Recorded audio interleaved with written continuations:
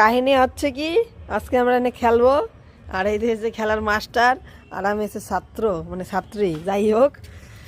হচ্ছে কি এনে দেখ 1 2 3 4 চারটে সংখ্যা রয়েছে। হওয়ার হয়েছে এর মধ্যে যে কোনো একটা সংখ্যা সরাই তোরে এইদিকে যেরকম স্টার্ট হয়েছে এইদিকে স্টার্ট করতে হবে। একটা সংখ্যা সরাই পরপর আসবে।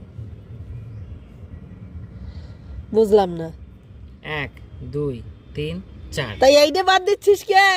1 2 3 4। তো 3 দেখি 1 2 করে 3 তারপর এনে এসে 4 বানাচ্ছিস কে? হ্যাঁ তাই তো করছি 4। তাই 4 হবে কে? 1 2 3 4 5 6।